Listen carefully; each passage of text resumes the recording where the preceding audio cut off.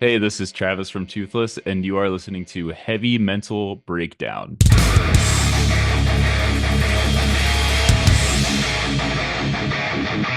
All right. So I told you this a little bit before, but I want the thing that really made me want to listen to your music for Toothless specifically. I'm a filmmaker, and I actually just posted something a couple days on my Instagram.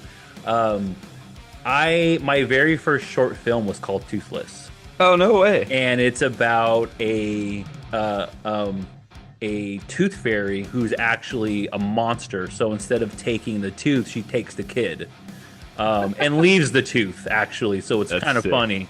And so it's the 9 year anniversary of that coming up. Yeah, And wow. it was 9 years ago I shot that Dang, thing, and dude. it's so I love it so much. It was my very I first one. I wonder if I stumbled across it because I actually like did the trademark stuff for Toothless. So I was like researching everything that was there. So I might have seen it Yeah, I you might might have have. watched it at some point. That would be sick. That would be so funny if you watched the short. I had to go back and look for it. Yeah, it's streaming right now on YouTube. You can just type in like Toothless and my name, and it'll pop up. It That's did sick. really I'm definitely well. doing that. It did really well. Like it was supposed to be just like a fun little campy, cheesy horror movie, and Yeah. it was just me and friends, and we were having fun, and we put it out, and the reception was kind of wild. Like we got accepted into over 25 film festivals, different countries around the world. We won a couple awards, and I was just blown away. That's And sick. so just the name Toothless, when I think about it, it holds a very special place in my heart. I like to think, since this song kind of came out after my movie, I like to think that I inspired you in a way. You may have. You might have. But with that being said, Toothless, tell us Yeah. who you are and why are you called Toothless? Yeah, so Toothless was a project started about 10 years ago at this point. Oh, wow. Um, Yeah.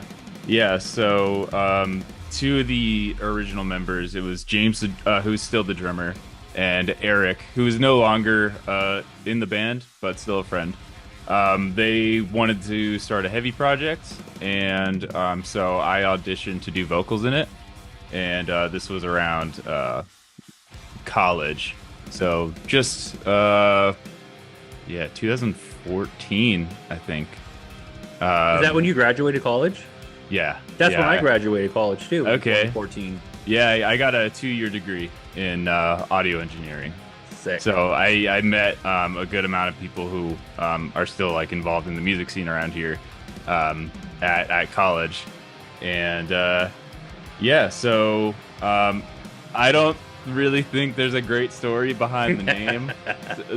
We tend to change it up every time people ask, but I mean, we love the dragon Toothless. It's cool. We got a little Toothless keychain. Nice. Nice. But yeah, nothing really there. But I mean, the music itself, it's kind of like it's a mix of like metalcore, like some mathy parts in there. Some parts tend to get noisy, but I mean, James loves like Dillinger and that type of stuff, and Can totally get that by listening to your music. I get that. yeah. And when I was coming into this, like I feel like I didn't really know a lot of like what I would say like niche metal music. I listened to a lot of like mainstream stuff. Like, I mean, my favorite band still is System of a Down, I would say. Hell yeah. I almost wore my System of a Down hoodie on this interview, and I was like, I just wore it a couple days ago, so I can't wear it, but I should have wore it. Should have wore it. I feel like you and I are like I feel like we get each other already. The Toothless thing, graduating in 2014. All the subconscious stuff. We'll have to link up. Yeah. So are you guys in Pennsylvania? Yeah, so we're based in Wilkes-Barre, Pennsylvania. So we'll like Wilkes-Barre, Scranton, Northeast PA. Oh, okay. Um, I've been to Scranton. I went out there for a Day to Remember show a Okay. couple years ago, I want to say. I forget the name, but it was like an outdoor amphitheater. It was a really great venue. Really easy kind of to get to as well. I always love those venues. But yeah, I've been to Scranton. I went to the Office mural Yeah. I went to go. I went to a couple of the little office spots out there, but it was a fun town though. It was Yeah, cool. they used to do Warp Tour at Montage Oh, in really? Montage Mountain in Scranton. So Oh, that honestly, those were some of the first shows I ever really went to. It was like I remember seeing Whitechapel when I was in high school, nice. and like what is it like Bring Me the Horizon and stuff like that. Now, Uh, Bring Me the Horizon is headlining all these massive shows. yeah, Yeah, they've yeah. completely blown up. Good for them. I like them a lot. So what's the scene out like there where you guys are playing at? What's the metalcore scene out in I mean, I feel like it kind of has been like ebbing and flowing. There's been some venues that open up in Wilkes-Barre and then shut down. So Wilkes-Barre itself is kind of like fizzled off within the last like 4 or 5 years. But I mean, there's a good handful of bands in Scranton, a good amount of venues. There's like the hardcore scene. I always talk about this. It's like its own kind of like separate bubble outside of like the metal scene. But there's like a little bit of crossover that I've been seeing happen more recently. Um, but yeah, it's pretty cool. There's some good spots and like good people who put some good time and energy into it. Cool. Well, tell me about who Travis is. Oh man. I know you're in a couple. I know you have a couple projects going on right now. It seems like you are always busy. You're always working on something. Tell us just a little bit about yourself Yeah, so and what your influences are too. yeah, so yeah, like I said, I didn't really get into like this kind of more like niche, heavier stuff until I started doing vocals and Toothless. Like I first discovered Every Time I Die, getting into Toothless and doing vocals, and kind of just like they put out the album Low Teens around the time where I was joining Toothless.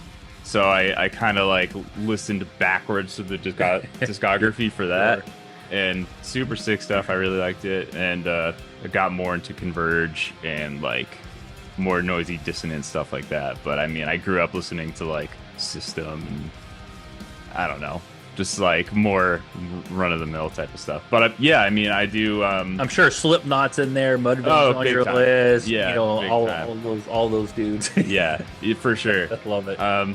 So yeah, I did vocals in a band in like middle school. I kind of got dragged into it. I didn't expect to. I wanted to play guitar in it. But we saw oh my gosh, I'm blanking on this. It was a battle of the bands at the high school. There's a band from Scranton who was no longer local, Motionless in White. Oh, I didn't know they were from. That's pretty cool. Yeah, That they're from Scranton. Yeah, Josh, who used to be in Motionless, owns a venue in Scranton now. That's a more recent thing, and he's been booking shows and like getting local bands on shows there, which has been sick. What's the venue called? It's called the Ritz in Scranton. Ritz. I'm gonna look Yeah. into that. Yeah, there's been some bigger shows come through. Norma Jean was recently there. Oh, cool. Yeah. So, yeah, I saw Motionless play at a Battle of the Bands in high school, and me and a friend started a band because we were like, man, we got to do this. This That's is cool. so cool. That's a good story. Yeah. So that's kind of what got me into vocals. I didn't intend to. I was singing into a microphone in a guitar amp, and just like we were learning like Slipknot songs and stuff. So like the distortion was there, and it was sick. Yeah. It's cool. The guitar amp, just turn that distortion. Yeah, it sounded sick. That's Yeah. cool. So yeah, that we didn't really play shows or anything. We just played music together and like rode quads through the woods and like swam and stuff. Cool. Am I cool to curse on here? Yeah, absolutely. Fuck yeah, Okay. you are. Okay, cool. Yeah. But yeah, we didn't really like do too much with that. But me and a friend Zach and that we ended up like writing music over those years, and then so I kind of had that as far as like experience writing heavier stuff. And then yeah, I auditioned for Toothless and sang for that. So Sleep Sculptor is another band that I am in. I play bass in that and do some vocals. Write a little bit for that. I actually just recorded vocals for a new project. It's with the drummer of the Acacia Strain, Matt Guglielmo. He had some music. He asked me if I wanted to do vocals for. Hell yeah! So that's a new thing that's like very fresh and on the horizon. Do you have music out for that already? No. Oh, okay. Oh, it's brand new then. Brand new. Like the band doesn't even have a name yet. Well, there's one it picked out. It's probably going to be that, but I don't know if it's official yet. That would be funny if if that band name becomes what my second short film was. Then I'll just know we're on the same wavelength. Yeah, that's like an Inception Christopher Nolan script happening right now. Yeah, if you want, you can have it. It's called A Beautiful Place. Okay. So that's not it. That's not it. Okay. I'm not about to wake up from a coma. But yeah, I was just out recording vocals for that last week or 2 weeks ago or something at this point. So you're always staying busy. Yeah, man. So I'm doing that. I work on the website for Silent Pendulum Records. Cool. But yeah, I mean, outside of music, I'm a web dev. I'm a nerd. I'm an angry nerd. Yeah. Cool. Yeah, speaking of Silent Pendulum, wanted to give a shout out to our boys in Boar. I actually found you guys through them, so thank you guys. Because you guys are dope. Like I said before this, I've had you guys on my Spotify playlist kind of through the shuffle the last couple of weeks. Yeah. But I have not heard yet. There's one song I have not heard yet, and it's called The Neighbors. And that's because we're going to break that song down today. Tell us why you chose that song and what that song means to you. Yeah. So this is the opener on the latest EP we just did. So I would say it's like kind of politically charged. I like to write open to interpretation. I don't want to, there's certain instances where I'm kind of just like hitting the nail on the head and like, yelling in your face about whatever, but yeah, I like to kind of leave it open to interpretation, which I think is a thing I did get from System. Whenever Serge would talk about vocals and meanings and whatever. I don't know what any of the System of a Down songs even mean. I have no clue. Dude, I would love to have Serge on this podcast so we can break down any of their songs. Dude, priority number one, it's a fun and cool sounding song. Like if it's fun to sing and like it sounds cool, like I kind of think of it when I was writing for this new thing. I think of it like kind of with like poetry. There's like it's like the texture and like the feeling of the words. Like that's kind of like priority number one. And then like shaping meaning and stuff behind it is like second priority. Okay. But for this one in particular, it kind of whenever I write songs, I kind of like have just a bunch, I call them like seeds, like different in my notes. I just have like all these different lines written, just and I dropping all these seeds everywhere, man. I could scroll on my notes app for like probably 5 minutes. Same. Yeah, so whenever I have to write, I'm like looking through stuff and like trying to think of what would fit, and like, okay, this line would be cool. Hell yeah. So yeah, there's it kind of started with this line. Is it cool if I talk about specific lyrics, or do you want to kind of wait for that? For specific lyrics, let's wait till we listen to it and break that down. But one last thing that I wanted to mention before we, because I actually don't want to wait much longer to listen to this song, because like I said, this is like the one that I haven't listened to yet. But I saw that this came out in 2020, so I'm sure that this is going to be part of the conversation. Yes. But what a wild time to put out new music, huh? Big time. Yeah. Man, we bought a van and everything, and we were ready to go. Oh. And then there's a video on our YouTube channel. It's the Toothless van tour. And it's kind of like, hey guys, like come on and check it out. This is the van we bought right before. And there's all these teeth on the floor and everything. That's sick. That's sick. Yeah, you have to check it out. When in 2020 did you drop this? I feel like it was early. It was early. Early 2020. I think it was February. Oh, okay. So you guys were like doing recording and stuff back in March, like late 2019. Yeah. Oh, okay. Yeah, we recorded it pretty quick. I think we were only at the studio for like a week or two, not just a week, I think. Oh, okay. But it's just 3 songs. It's a 3-song EP. Yeah. Um, But I mean, just like you were saying, like you guys were ready to hit the road. we were. That's Yeah. wild. That's so wild. What a time to put new music out. But anyway, I don't want to wait much longer. All right, this is The Neighbors by Toothless. Let's break this one down.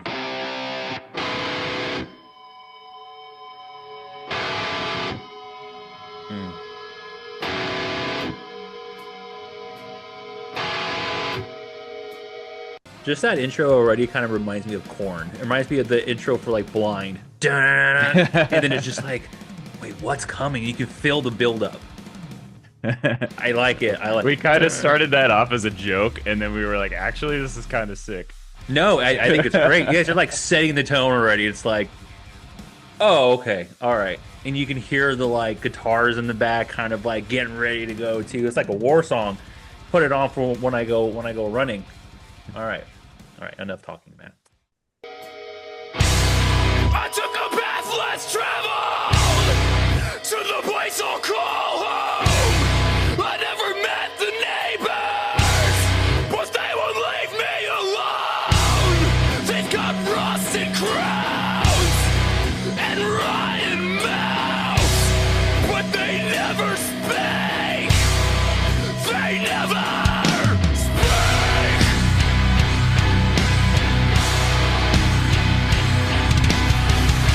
All right. I feel like this is a song that if I don't stop it, I'm just going to keep listening to it, and then I'm going to have to like circle back, and that's happened several times, so I've learned. But I love the.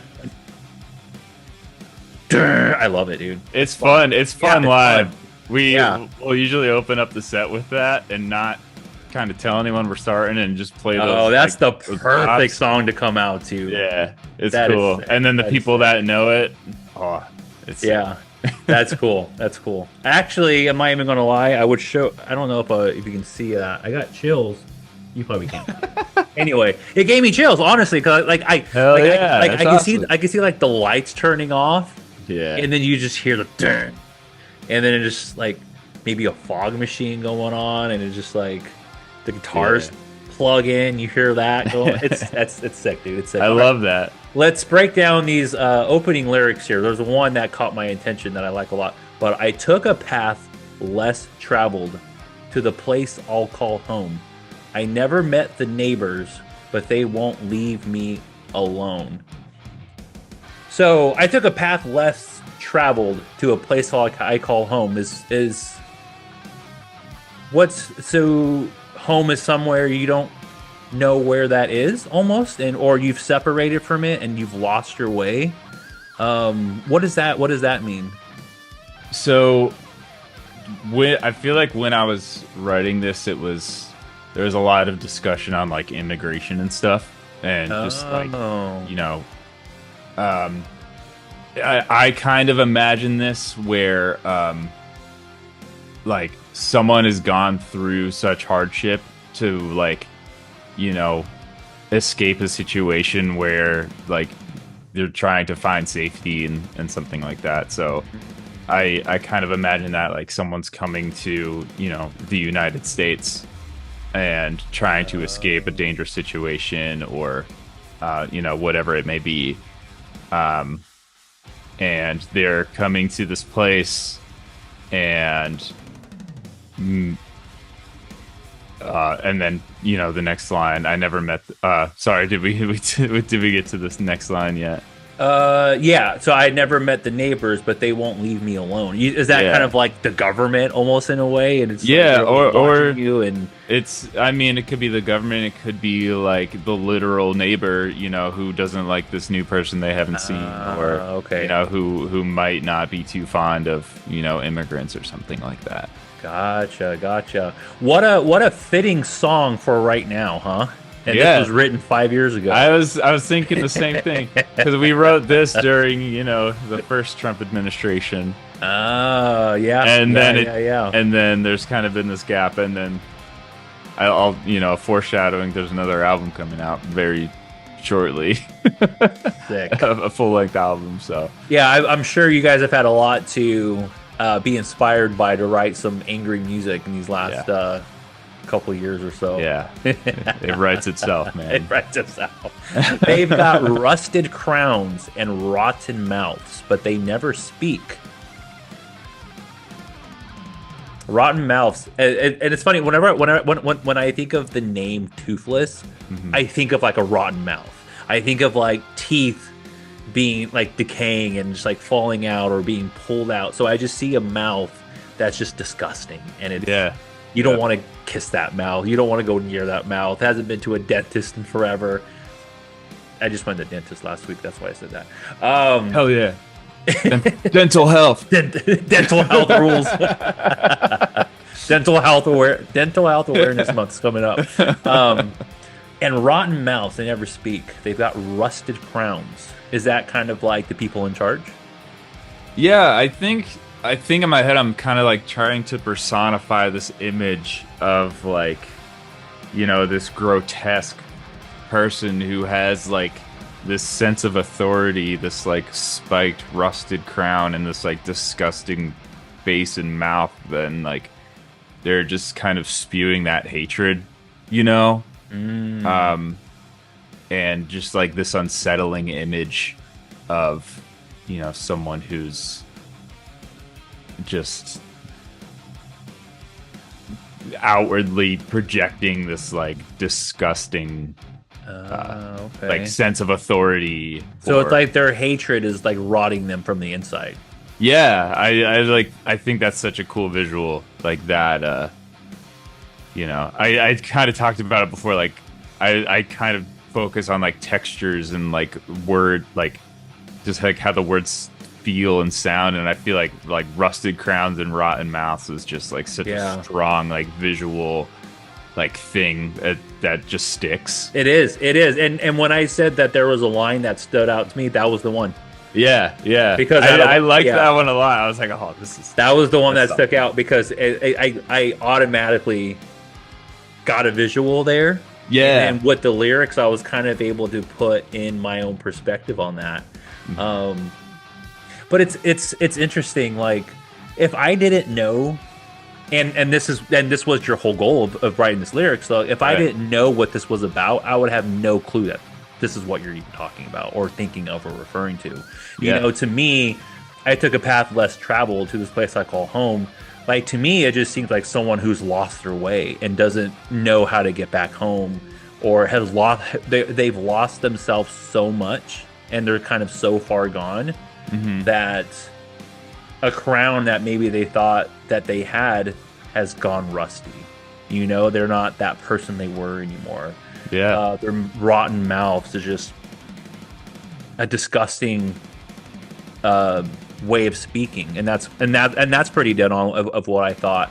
But rotten mouths can almost just be like people who are just fucking with you, or messing with you, or trying to sabotage you in some way. Because as a creative, we know this all too well. You know, just like people who are like super stoked for you, but probably are, you know, hoping, you know, that you don't make it, you know, behind those lies and those rotten mouths, man. And just like the shit talking, the haters, like that's kind of this person who's kind of already lost and trying to get back home is kind of being manipulated in different ways.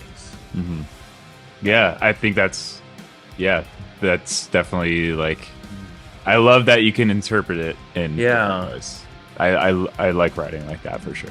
Yeah, it's fun because it leaves you thinking, what did he mean by this? Because I'm reading these things and I know what I think it is and what it means to me. And it's crazy how, you know, you say you play this song and it's kind of your opener. Like, everyone, if they don't know the meaning of this song, are going to rock out to this song and sing the lyrics, and they all have their own interpretation on it. Yeah. Yep. You know, it's probably not what you were thinking, might not be what I was thinking. It could just be something, and they'll relate some of these things to their own lives. Exactly. And that's what it means. Yep. Everybody's got their own lens on it. Yeah, for sure. Yeah. Interesting. All right, cool. Well, we still got some more to listen to, so let's keep rocking out.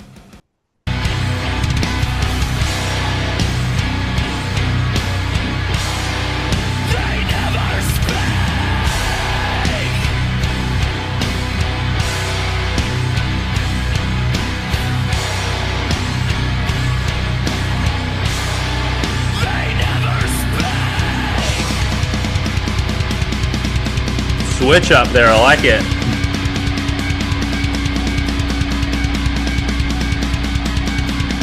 There's some of that Dillinger Escape Plan inspiration there.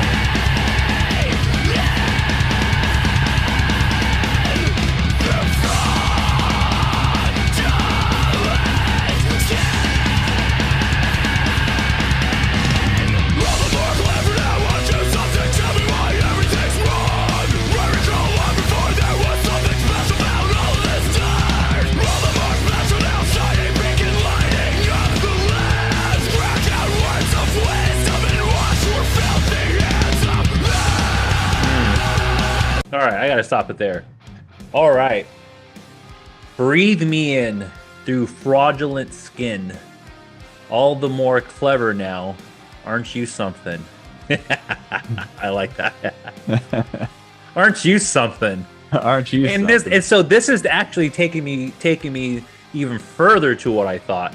To me, that line fraudulent goes really great with the word manipulation that I used. Mm-hmm. It's like you don't know who to believe. Right. It's kind of like a wolf in sheep's clothing, or whatever the phrase is. It's like you're putting on this disguise, right? And there's this other person inside. Right. The skin might show something, and you see a person, for face value. You see them as they look, and you can kind of interpret from relationships and knowing them, or even if you don't know them from first meeting, but you never know what the inside is like. Yeah. The inside is so much different than the fraudulent skin that they show other. And all the more clever now, aren't you something? And the word clever, it's like, oh, you did it again. You lied to me again. You manipulated me again. And to me, it could almost seem like it's family. Because in the first couple lines, to the place I'll call home.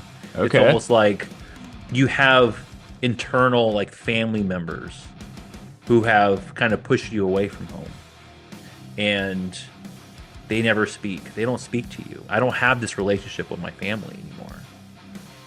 And when I do see them, they're fake. They act like they're happy for me, but they're not.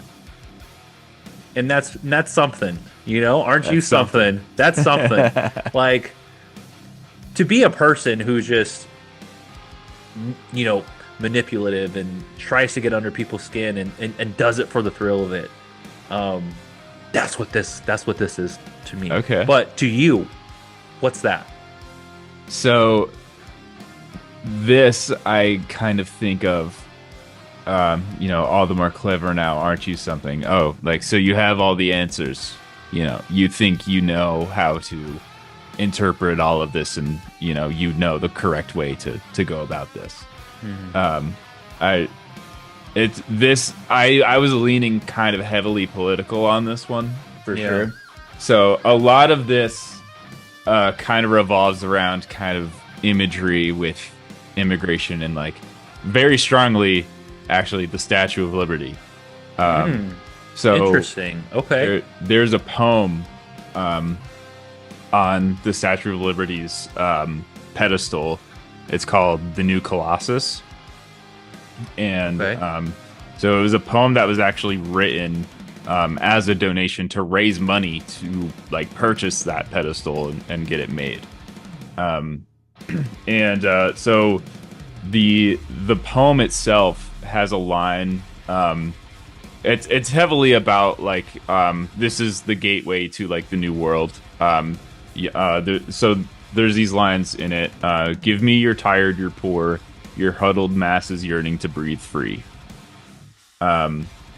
So Emma Lazarus wrote a lot about, give me, let this be like the new opportunity, right? For people coming here. And so that kind of led to the Statue of Liberty being associated with immigration and people coming here, new opportunity, the shining beacon, the torch of Lady Liberty. So in a way, so are you kind of saying that in a way the Statue of Liberty and kind of what it stands for, and what that poem is kind of a fraudulent. So what happened is, poem, and it's just, they don't want immigrants kind of coming in, like they're kind of going against what they stood for right years ago. And yeah, so in 2019, this was during the first Trump administration. The director of citizenship and immigration talked about rewriting this poem to say, give me your tired and your poor, and the addition would be, who can stand on their own 2 feet and not become a public charge. Interesting. So I never knew that. Yeah, and so that was like a little headline for a little bit, but just like having the gall to say, hey, we should rewrite this poem from 1883. I have it written down here. To read, like, that's some good knowledge just off the top of your head, man. But like the late 18 to rewrite a poem that's been on the Statue of Liberty, to I feel like it's bastardizing art and like bastardizing poetry, and like it's such a dirty, like filthy thing to do, like to bastardize this poem that's been on this plaque of the Statue of Liberty for so long, and that's been like a kind of voice saying, hey, this is a safe place for you, bring me your tired, your poor, looking for a new life, yearning to breathe free. And so like that, when I heard about this, like, and him like wanting to rewrite the poem and everything, it made me so mad. Because I feel like it's so disrespectful and just like such a dirty, like filthy thing to do. So this verse here is a lot about that. Like, okay. I recall long before, like, this was the land of opportunity. I recall long before this, like, when we learned about it in school, like, this is where people came to be free, to seek religious freedom and seek, new opportunities and, the pursuit of happiness. So, like, what the hell is all this, So I have a very powerful question for you, but I'm going to wait. I was going to ask it right now, but I'm going to wait. Because I feel like we've just kind of, I feel like there definitely is more lyrics to break down, but I feel like you're going to get more into this. So I'm gonna hold off. But just know there's a heavy question coming. All right. All the more clever now, aren't you something? Yeah, Lady Liberty, aren't you something? Tell me why everything's wrong. I recall long before there was something special about all this dirt. All the more special now. Shining beacon. Gotcha. Okay, so here is where we get to... Okay, yeah. All right. I connected that now. Special about all that dirt. What's the dirt you're talking about? So just the land that we're living on. America, the United States. Special about all this dirt. All the more special. That line in particular, I think of like being in school and, learning like what makes it, those like history test questions, like why would somebody want to come to the United States? Yeah. Oh, to seek religious freedom and freedom of speech and blah blah blah blah. And then you become an adult and see everything happening in the last like 10 years, and you're like, oh fuck. Yeah, and it's wild that this came out in 2020. You wrote it in 2019, and now 5 years later, I feel like we've kind of just circled back to this. Yep. Yeah. All right. Well, we got more lyrics, so let's keep rocking out.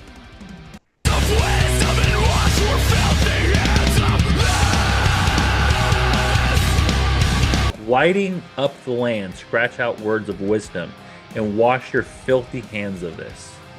It's a shame, isn't it? Lighting up the land. So again, she's holding up that shiny beacon, just putting a light on everything on this amazing land. Scratch out words of wisdom, kind of take away its meaning. And then I'm sure now after that, even though they didn't do it, like they didn't replace it, did they? They didn't. No. Okay. But I'm sure still to this day, and I mean it's obvious because we're talking about it now, but that still has an effect on you. Yeah. Yeah. So it's like you can scratch out words, you can wash your hands of it, but to the people where this really matters to, like, it's a bigger thing than this. It's not just washing my hands and being clear of it and clean of it and walking away and acting like nothing happened. Exactly. No, but people are dealing with this every single day still. Yep. And there's people higher up than us who are just like, well, it's not our problem. Yeah. Yeah. All right. It's a shame. I think that one's pretty self-explanatory. It's a shame, isn't it? All right. Let's keep listening.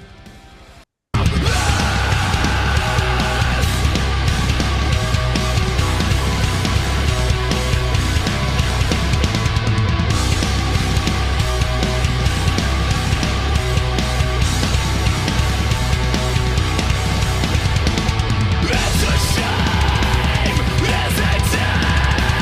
Watching this from the start. It's a shame. Real quick, these drums are insane. Your drummer is amazing. I love listening to like technical drums like this. It's so fun. It's a mind fuck. I'm just like, where is this going? And just like, what is, like, to me, like I always wanted to be a drummer, but it was just one of those things where we didn't have the place for it. We didn't have the space for it in the home. And my dad was like, I'll buy you a guitar right now if you just drop this drumming thing. Yeah. So I started playing guitar, but like whenever I hear drums, like, and it's good and it's technical and it's, you know, I just have a lot of respect for drummers. So I just wanted to show respect for that real quick. I'm sure he'll appreciate that. Isn't it? Watching this fall apart.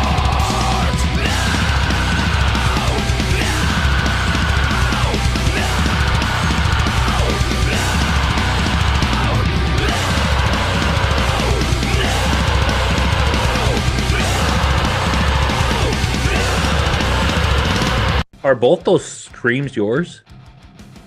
Yes. Nice range, man. Thank you.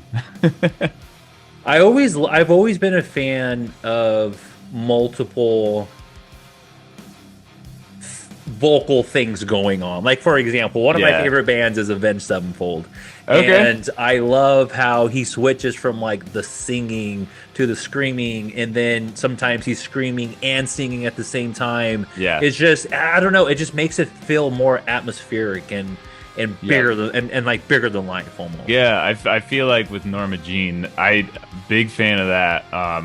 They'll do a lot of stuff where there's like singing and screaming at the same time, and just like really cool layers going on. Yeah, cool layers here too.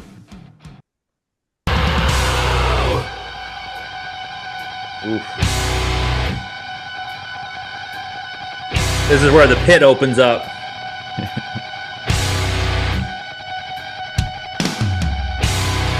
I took the path less traveled to the place I'll call home. I never met the neighbors, but they will leave me alone. They've got rusted crowns and rotten mouths, but they never speak. No, they never speak. What a way to end that. Woo. Cool. What a song, man. Thank you, man. I like that one a lot. I love the ending. It just like it goes out with a punch. Like when I said that's where the pit opens up. I see it. I get just like I'm looking at it from like a bird's eye view, and I just see it kind of like open. Yeah, that's a fun one, man. Like people throwing fists in the air and everything. The crowd, like when they know the intro and they're like coming up to get to the mic, and like especially at the end too, because like just rehashing that. Yeah, it's sick. It's a good one. It's fun. When you're writing lyrics, or just like in the studio with your band, and you guys are all doing stuff together, do you often think about the fans' perspective at a live show when you are going in and like, okay, let's make some lyrics where people are chanting here, or let's make a pit section where it's like I'm gonna scream, it's like one lyric here and just hold it out. so fans can like have that moment. Like, do you ever take into consideration the live performance when you were writing a song? I would say yes. Cool. Yeah. I don't want to feel do this it one too had much, that. but I yeah, felt this had like it. this was like this is an opener, and like Did you know that though? Like before you ever played it live, that was going to be the opener. yeah, I knew it. Yeah. yeah, Cool. yeah, because it was like the opener for the album, and then this would work so good live. So Yeah. yeah, Well, I got to catch you guys at a show soon because I want to hear that. I got to see this live. I'd love that. You'll find me in the pit. Okay. Well, that was the Neighbors. One thing that I have fun doing on this podcast is sometimes there are songs that there's a one word that sums it up for me. That when I read the lyrics and when I go off of my interpretation of it, not all songs do this for me, but there are songs that I do listen to sometimes, and I'm like, there is a one word that I will associate with this song, and I think it works for what your version of what this song means and how I take it, and I think the word is manipulation. Okay. Yeah, I can see that. Especially if you're interpreting it with like that family thing in mind. Yeah. That more like close to home. Yeah, and it could be family, it could be friends, it could be a spouse, it could be bandmates. You know, it's kind of just relationships and relationship with people. Mm-hmm.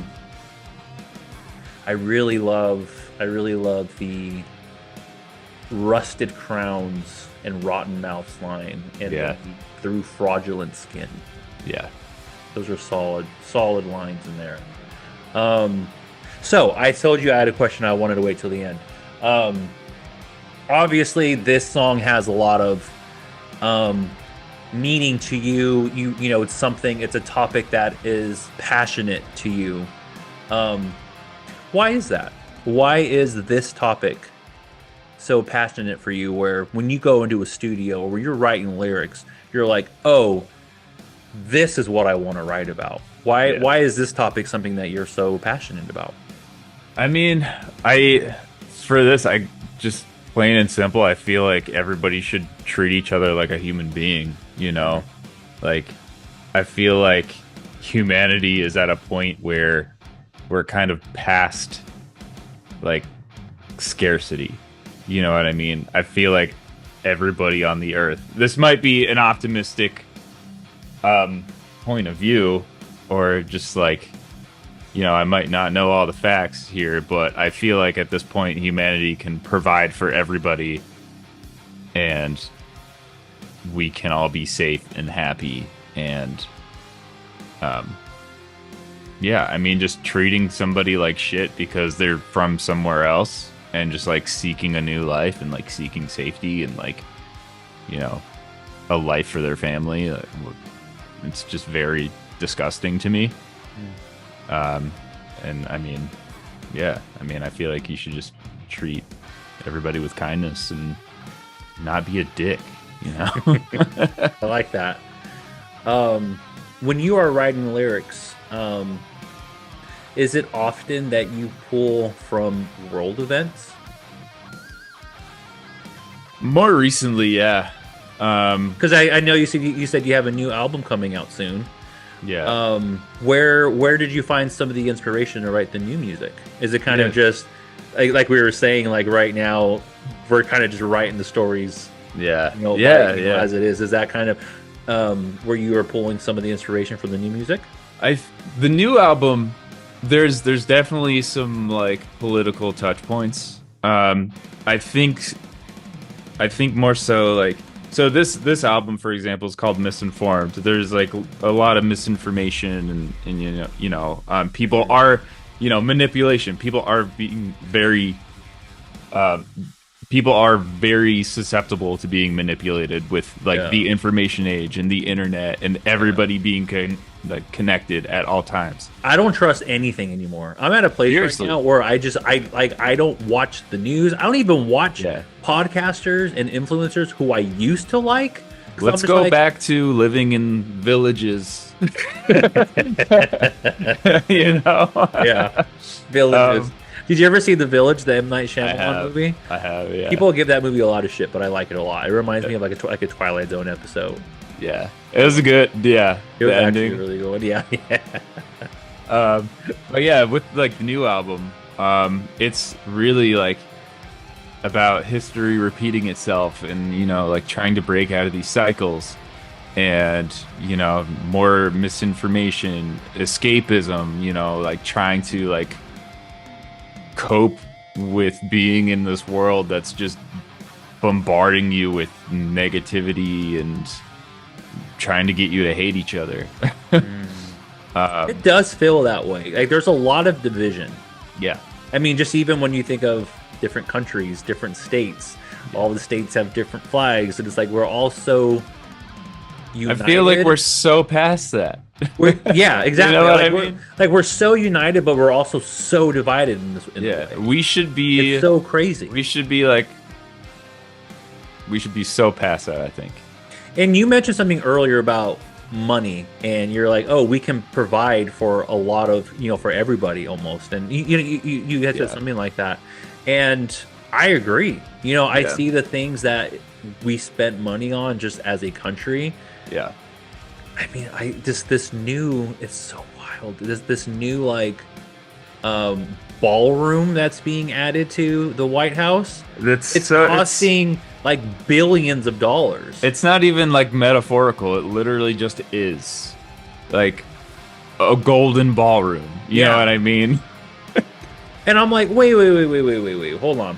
Yeah. Like, supposedly the taxpayers aren't paying for any of that. a lot of it is like sponsors and like but it's weird. A lot of them are But tech. it's there's the a lot same of tech person. sponsors. It's kind of weird. Yeah, it's the person who is leading the country, who is.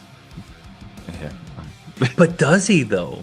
And that's what I'm saying. It's just like I don't know what to trust anymore. Yeah.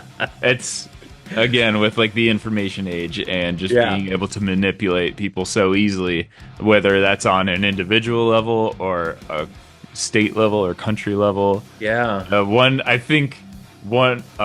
know if I wrote about it for this, but the Cambridge Analytica scandal, if you've ever heard of that.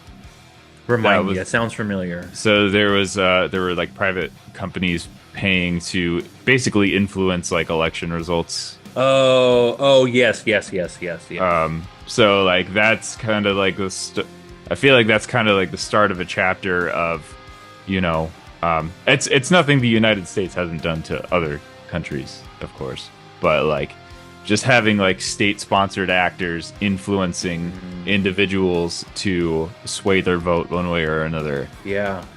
And and that's what I'm saying for too. like having access to or giving people access to all this data that should have not been accessed.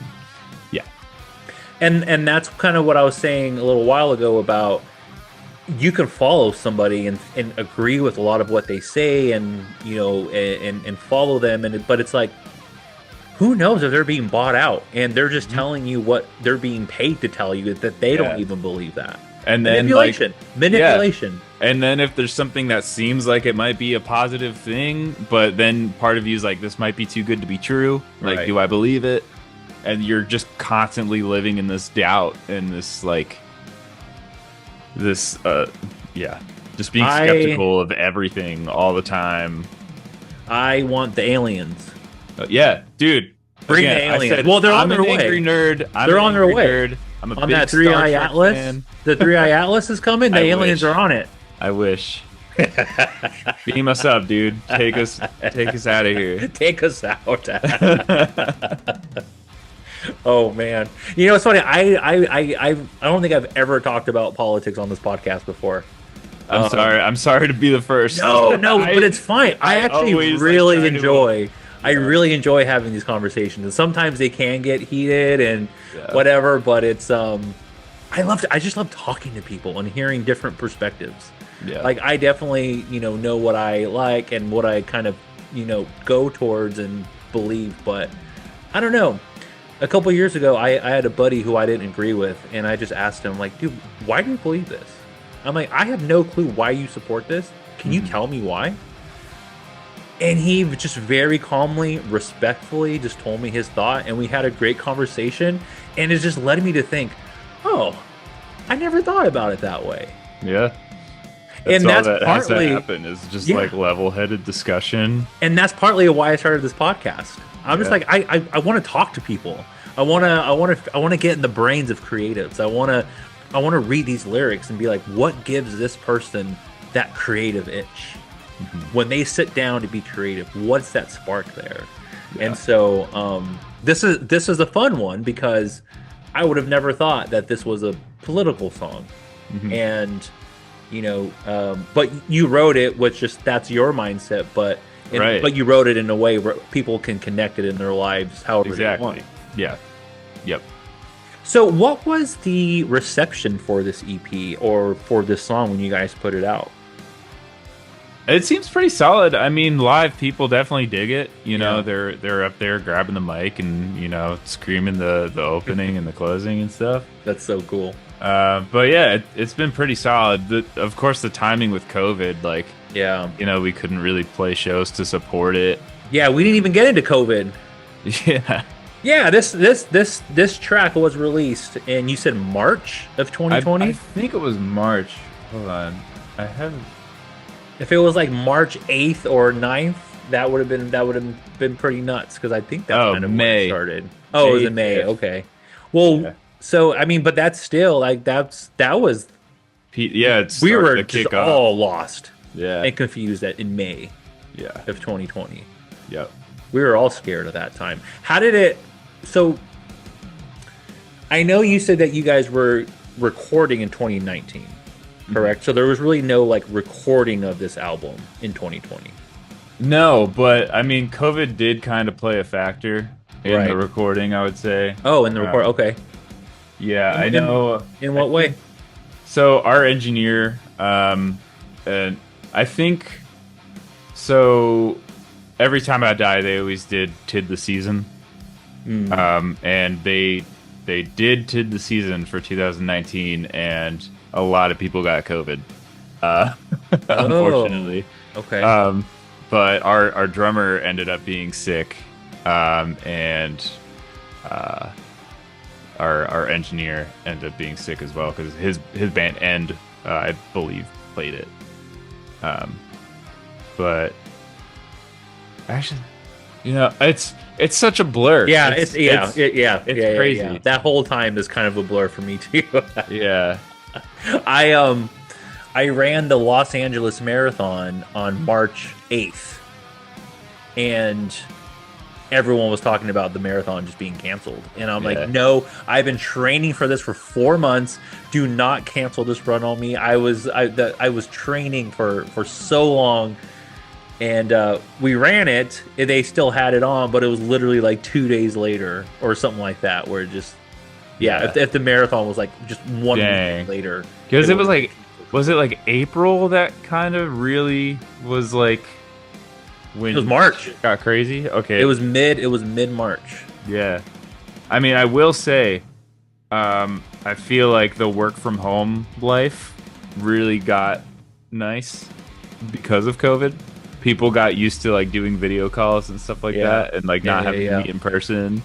Yeah, well, we wouldn't have been on Zoom right now, probably, if it wasn't for 2020. Yeah. We would have been on silver linings, Yeah. But yeah, I started working hybrid because of it, and it's been cool. But so you were saying, what a wild time, though, to put an album out, because you were just saying that you guys were about to hit the road. Yeah. How did that feel when you were just ready, you had the van ready to go, and then it just... I mean, it sucks, but it is what it is. We were still able to get it out, digitally and things like that. Yeah, definitely didn't stop the release, but wasn't the release you wanted. It didn't go the way you wanted it to go. Yeah, hopefully this one's a little different coming up. Yeah, it's the 2026. So, since this podcast is about mental health and rock and roll, how has... So besides from your music, we'll set that aside for a second. And when you write or, your bands, just as music, as just in general, how has music in general helped you cope with just everyday life stuff? With when it comes to music, how has music been there for you in your mental health? I feel like music is always involved in my life, like every day. Yeah, You know, yeah, me too. I'm always listening to music. Like to if there's a stressful day and I just want to like vent, I'll just put on some music and chill. I'll compose as like a hobby. So I'll like you mentioned short film stuff. I actually like got to score a short film for a friend. Cool. Recently. Do you have any like just tracks available for like composing tracks where like someone can just like buy it from you, or like, you know? Kind of, but not really. No, I'm at because I only ask because I'm actually at this exact moment looking for music for a trailer that I'm putting out in a couple weeks. Dude, if you have something you want me to score, I'm 100% down. And so this is wild, dude. I'm not even kidding. So I am making the feature film to Toothless, and that is what I'm editing currently. That's incredible. The feature film to Toothless. But it's not called Toothless anymore. I changed the name. Okay. It's now called A Wednesday Night in Salem. Okay. My cat passed away, who was my favorite thing on this entire sorry, earth. man. Thank you. He was my favorite thing, like more than humans. Like I loved him more than life itself. And he passed away. And I had always thought Toothless was always something that I wanted to redo one day. And I had always seen him in it, like just like in the background, just chilling on a bed or on a couch or something. Just like I wanted to give him his moment in a movie one day. And unfortunately, he passed before that got to happen. But I changed the name of the movie and I put his name, and his name was Wednesday. So A Wednesday Night in Salem. Sweet. And living in New York, I'm not too far from Salem. So about a month ago, I was out there and we shot in Salem. We shot a bunch of stuff, like exteriors, like next to like the. Have you ever been to Salem? No, but I would love to. Okay. Oh yeah. Oh my God. There's some amazing spots. But I went to a couple of like the Hocus Pocus filming spots and shot some scenes in the cemeteries and stuff. So it's cool, man. That would be wild if you composed dude, like trailer music. I'll send you some tracks. Like if you have a vibe, let me know. But yeah, speaking of filming, I like the past couple of years I got involved with a skate crew actually. Oh, those videos are fun. I've been doing a lot of skate filming. Cool. And we're actually premiering a video this Saturday. Cool. At the Ritz Theater in Scranton that I mentioned earlier. That's cool. Yeah. So Yeah. I got to film and like you mentioned like shooting exterior. So you do videography and stuff too, Yeah. and what do you shoot on? I have a Sony A7 IV. Oh, I'm a Black Magic guy. I haven't shot on any Okay. Sonys. I like it. I've been with Black Magic and I haven't changed since. Yeah. I don't know if that's a good thing or a bad thing, but I if it ain't broke, you know. yeah. But yeah, some of my buddies like I think they rented a Black Magic or they have one. I don't know. But yeah, I do love like photography and like videography and stuff like that. Just creating like any kind of creativity. It's just such a good. I don't want to say distraction, but but it's such a good thing to like occupy yourself and like get you to feel fulfilled. And I mean that kind of comes back to like the music stuff. I feel like I'm always creating, and music is one of those things. So I was just recording vocals for a project, and we're writing for another album, and like writing for this, and like working on composing stuff. And it's just like being able to kind of like make something that like you feel good about and like put it out there is just like there's no better feeling in the world to create something out of nothing, and then to have it to show that I did this, whether it's a film or a composed track or a score or a skateboarding video. This did not exist before I did it. Yeah. Yep. There's no better feeling than that. Yeah. And then to be on a stage and hearing it scream back at you must be a dude good feeling. having people know the words and like want to grab the mic or like be like, "Yay, can I do this part when it comes up?" Like, yes, like please. That's so cool. Absolutely, do it. Yeah, it's so cool. Just like knowing that like you're helping create this moment for somebody that like all that matters in this exact point of time is just like screaming these words, and that's like all you're in. You know, shows are so important. Yeah, it's the energy that is brought out, and I'm not just talking about like Red Bull, give me energy. I'm talking about like passion and the excitement, and sometimes the tears of enjoyment, or listening to a song that brings you back to a different time. And whenever I go to a show, man, like I'm not kidding, like I'll stand in the room and just like look around and see people. It's communal. It is like wild. When I say like let's go back to being in villages, like when you're at a show and you're with people that are like into the same thing, like that's a village, you know what I mean? Like you're with your village, you're with your people, and just like enjoying that same thing. Yeah, like that's what like a huge part of it for me, like just being involved with music and playing shows and like getting that like community together in that like that village. Like that's a good feeling. I've kind of recently got to see a different side of it. My videography, I've been filming some punk bands, so I've shot for like the Vandals and the Casualties, and you know Murphy's Law, and you know some of those kind of artists. And so I'm standing up basically right in front of the gate, and you know I'm where the photographers, the videographers at. But what I love to shoot a lot of is fan reactions. Like I will be like, "That's cool. I love what's going on stage," but let me focus on this fan who is just staring up, eyes wide open, singing all the lyrics. And it's just in that moment I'm like, oh man, this person's having a moment right now. That's sick. Yeah, that's awesome. I love that. Like not even knowing there's a camera right in front of their face, capturing that moment. They're in it, but they're just in it. Yeah.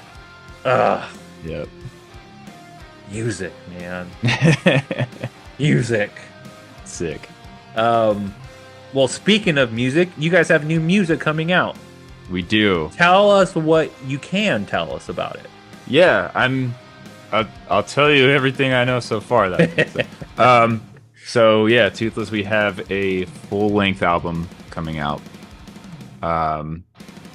And it's probably going to be early 2026. Not totally sure yet, but we are going to be pressing some vinyl with Silent Pendulum. So we'll have some like exclusive ones through the label that you can only get through them, and then an exclusive variant you can only get like from us at a show. So I gotta grab one of those vinyls and put it up on that wall behind me. I got a wall full of vinyls over there. I gotta put it up. Yeah, dude. Yeah. But early 2026, huh? Early 2026. I was literally just texting today about, hey, when should we do this? Should we do this? So we're like working out the details for it, but yeah. Okay. Well, being a content creator yourself, do you take advantage of that art form and do videos and stuff for the bands and the projects that you're involved in, or do you you just like strictly focus on like writing and vocals? Some more minor stuff. When it comes to like doing video and photos, it's mostly for like other bands or like friends bands or things like that. But you know, I have a friend like, you know, who I did the short film stuff with. He actually shot some behind the scenes for our last music video that we shot for this upcoming album. So he's got some stuff for there, but I'll try to make what I can. Like I'll do like, you know, flyers and things like that. Okay. Yeah, it's always a huge advantage for a band to have a creative, like inside. Like I have a camera, let's go shoot some stuff, and because everybody's just craving content right now. Yeah. And the reels and something really quick, so you're like, if I can go out and just shoot something silly or fun, and throw it up on a rail on the page, like Yeah, like it's just being able to know that you can do that, mhm. like Yeah. that's super valuable and Yeah, advanced. definitely something I have to do more of with this full length, and like especially with like TikTok nowadays. Um, when this, I feel like when Misinformed came out around 2020, TikTok wasn't like too big. But I've never been on it, so I don't even know. yeah, I try not to be, but it's kind of one of those things where it's like if you're not doing it, Yeah. you're Yeah, kind you're of just being like left shooting alone. yourself in the Yeah, foot. exactly. I've yet to get this podcast or anything up on TikTok, but now I'm thinking, you know what? Maybe I should. Yeah, I mean, it's like you have the content there. You Yeah. just make some quick things, but I'm gonna have my niece run it for me because I'm sure Yeah, she there knows you how to go. run. She knows how to run it better than me. So, yeah. so besides the new album, what else you guys got coming up? Are you guys doing any shows anytime soon? Are you trying to do a tour with the new music and the new album? Yeah. What besides the new music? What else you guys? What else is coming up? So we have a show coming up in Binghamton, New York in December at the Bundy Museum. And then we have actually a run with Boar coming up in January. Oh, cool. We'll be playing 4 shows, a little weekender with them. There's so Toothless, we announced those shows with Boar, and also for Boar's album release, Sleep Sculptor is playing that. At Gold Sounds, Probably. I think so. Yeah, I think it's the one at Gold Sounds. I Yeah. will be there. So if that's the Sweet. one you're playing at, I'll see you there. I live 2 blocks away, so That's I will awesome. be there. I'll be the first one in line. Yeah, if I see you, I'll say hi. That's cool. We'll have to chat. Yeah, hell yeah, man. I love. Have you been to Gold Sounds before? No. It's a fun spot. It's every night. It's popping. They have shows all the time. They have open mics all the time. They have comedy shows. It's a Nice. really really great spot to put on a show or just hang out with local people in Brooklyn. It's a great spot. That's great, man. Yeah. Well, dude, thank you so much for hanging out with me on a late Monday night, the week of Thanksgiving. I'm thankful for you coming on this podcast and sharing your story and the neighbor's story. You guys rock, man. I seriously really like your guys' music, and I'm stoked that you're going to be there in December, just probably in a couple weeks. Yeah, man. Thank 3 you or so 4 much. weeks, so I'll see you there. Yeah, man. Thank you again so much. Thank you. Thanks for the opportunity, dude. Yeah, we got to do this again when the album drops next year. Yeah, for sure. I'm down. In March, it will be the 1-year anniversary of the podcast, so I plan on in the month of March having a bunch of bands. Exactly. So it's like, let's do another song, but let's also kind of catch up and see, how your year's been and how the music's been for you. And I love that. So yeah, we got to do this again in March or earlier. But yeah, when the new album drops, let's do this again. These lyrics were fun to break down, and I'm interested on where the lyrics are going for this new one with all this new, I'll this have a new good, inspiration that good you're amount thinking of songs to pick from. So I'll make sure to pick a good one. Hell yeah. And your other bands too, man. If you ever want to come on and promote that stuff too, that'll be fun. Sick. Yeah, absolutely. Well, everybody, go check out Toothless. Don't get it confused with the short film that's on YouTube. It's not that. It's the band from Pennsylvania. New album dropping soon. Keep your eyes out for that. Your ears open for that. And we'll see you in the pit.